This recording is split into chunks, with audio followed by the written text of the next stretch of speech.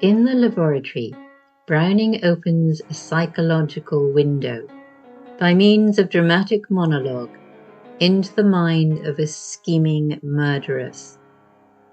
The speaker is a lady addressing an apothecary from whom she is planning to buy poison to murder her love rival. She is believed to be based on Marie-Madeleine de Brinvilliers, who is linked to a series of poisonings in the 17th century. In the first half of the poem, images of witchery combine with aesthetic delight and hints of insanity to present the speaker as a manifestation of Gothic horror. In the second half of the poem, as she continues to contemplate the poisons and their effects, a more brutal tone emerges. Browning uses darker images of the occult to portray the true evil of her intent, and conveys the very human and sordid depths of bitter envy and hatred that are driving the speaker to kill. The setting of the poem in pre-revolutionary France adds a powerful dimension to the figure of the murderess, which, in a historical context, was viewed with particular horror in contrast to contemporary ideas of feminine gentleness and docility. Browning's use of language evokes the idea of the inversion of the traditional womanly ideal, by conveying a sense of the witch-like characteristic of the speaker in her enthusiastic pursuit of evil, and her unequivocal rejection of the expected passivity and piety of the female. The opening line of the poem, with its assertive first person, "Now that I," uses the practical device of the glass mask as a symbol of the speaker's warping of her natural face as she ties it tightly, conjuring an image of her misshapen features and suggesting her active adoption of a twisted persona. The world that she beholds through this mask is one that is redolent of the imagery of hell, with its faint smokes curling whitely in this devil's smithy. And the speaker's immediate question, "Which is the poison to poison her, prithee?"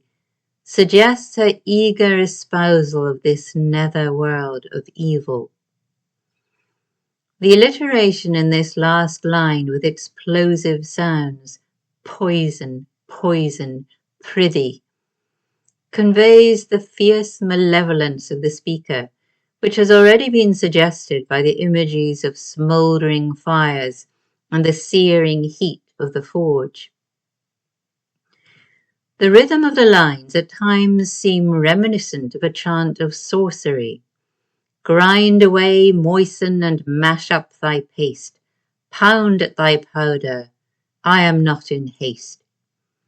This image of the preparation of poisonous concoctions draws upon ancient stereotypes of witches and their brew, the impression strengthened by Browning's combination of harsh and soft sounds to mimic the grating and sloshing sounds involved in preparing such potions.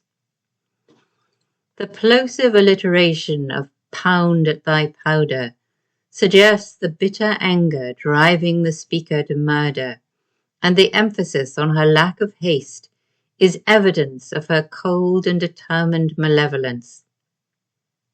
Her utter repudiation of the traditional role of gentle and forgiving woman is further emphasized in the second stanza, when the speaker contrasts the picture she knows others will be painting of her.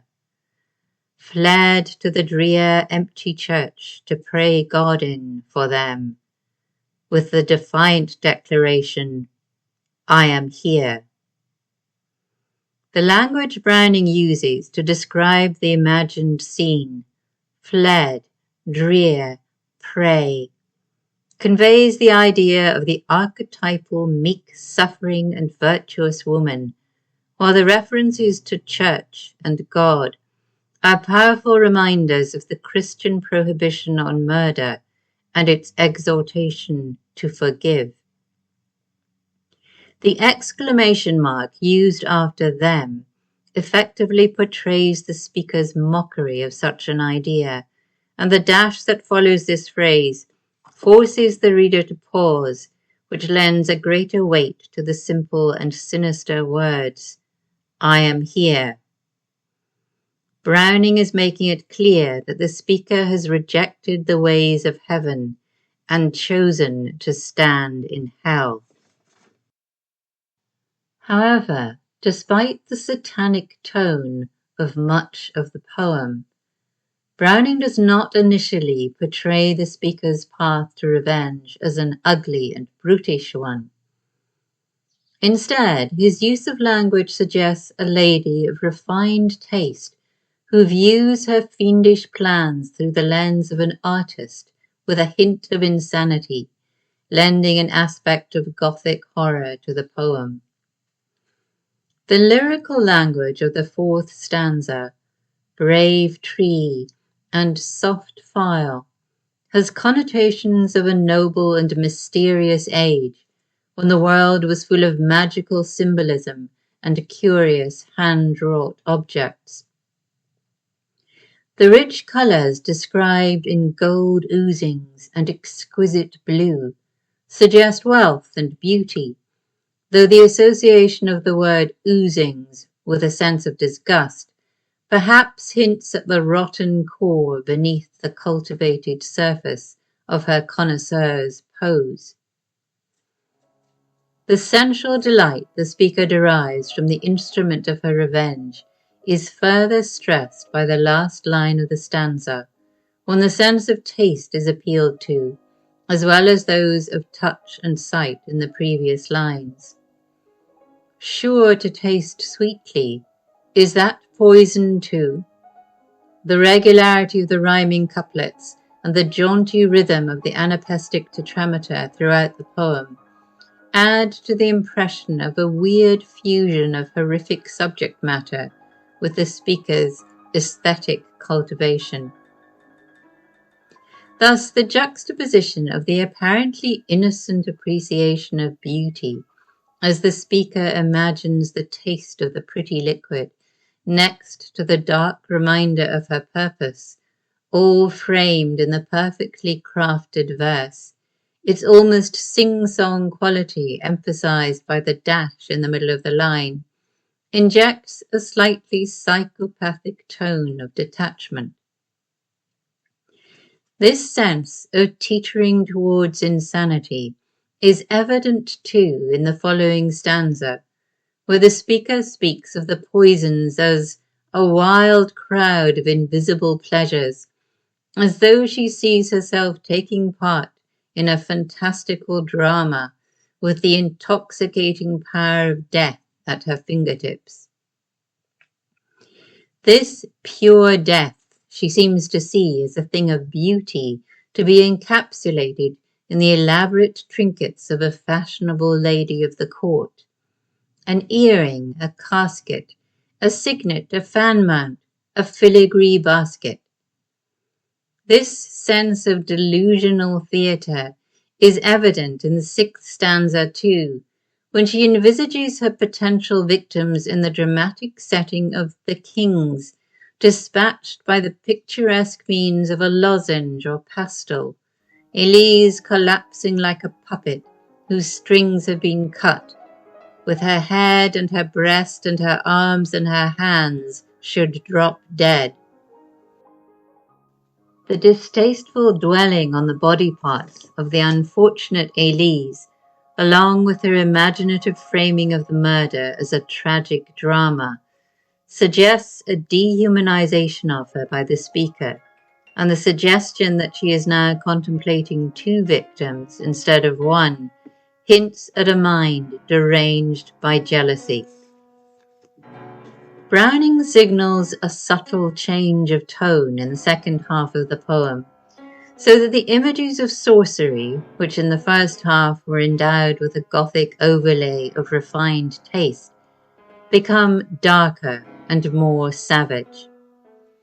This shift in mood is indicated by the speaker's dismay at the appearance of the potion prepared for her. The colours too grim. The contrast of the sombre colour of the poison with the pretty phials and potions she had been admiring in the first half of the poem suggests the ugly reality of murder. The word grim, with its harsh, uncompromising monosyllable, conveying the foulness of the act she is contemplating. Dark images of an occult death wish are forcefully expressed in the 9th stanza, when the speaker describes the sensation of malice within her as a force so strong she believes she can kill with a look, making her victim fall shriveled. The placement of the words "she would fall" at the end of a line, followed by the single word shriveled, separated at the beginning of the next line from the rest of the line by a semicolon, powerfully conjures the idea of a spell being cast that could instantly kill and make her victim fall in a withered heap, just as the word shriveled drops onto the next line before the reader is forced to pause, emphasizing the shocking strength of her hatred. And Browning's use of imagery, as in the last line of the 7th stanza, "And try it and taste as she fix and prefer," of a woman offering a toxic brew, is unmistakably associated with stereotypes of female sorcery. Browning also uses alliteration in places to further stress the pounding rhythm of the poem, as in the 3rd line of the 10th stanza. Brand, burn up, bite into its grace, to infuse it with a sense of a witch-like invocation. Along with the vicious intent of the words, this conveys the speaker's consuming envy and suggests a kind of incantational curse against the beauty of the other woman. The satanic element is underlined by the use of the word grace to describe the victim, since this is traditionally associated with Christian ideas of goodness, the grace of Jesus Christ. Thus, Browning implies not only that the speaker is consumed with monstrous envy of this other woman, but that her murderous intentions are an act of sin against God. Though fragments of Gothic imagery remain in the second half of the poem, they do not conceal the raw ugliness of human jealousy and hatred that are now brutally exposed. The intensity of the speaker's hatred is conveyed in the 9th stanza by the sparse monosyllabic phrase, "I brought my own eyes to bear on her so," Browning focusing on the almost claustrophobic tension between the speaker and her rival. This naked hatred builds to a crescendo of spite in the following stanza, as the speaker reveals that murder is not sufficient revenge for her, but she wishes her would-be victim to feel the pain of death and bear its disfigurement. Let death be felt and the proof remain. The lines of this quatrain are shorter than the others, and, with the exception of the 3rd line, have no pauses in the middle. This, together with the almost total dominance of short, bold words, lends a density to the verse that underlines the condensed venom of the speaker. The final line, containing the only 3-syllable word of the stanza, remember, is a stab of bitterness at the man who has betrayed her, as she hopes to poison his joy and his memories, as hers have been poisoned by him. The shocking depth of her hatred and jealousy is strikingly conveyed in the grim pleasure she seems to take in the thought of her lover's distress at viewing the mutilated, dying face of her rival. Yet alongside the power of her malevolence, Browning conveys the crude details of her petty rivalry and sordid dealing with the apothecary that reveal the tawdriness of the murderer. In the 8th stanza, she focuses on the physical attributes of her rival. She's not little, that's why she ensnared him. The bitterness over her fuller figure spilling over into the well-worn metaphor of entrapment as a means of lessening the betrayal of the man and further blackening the character of her rival.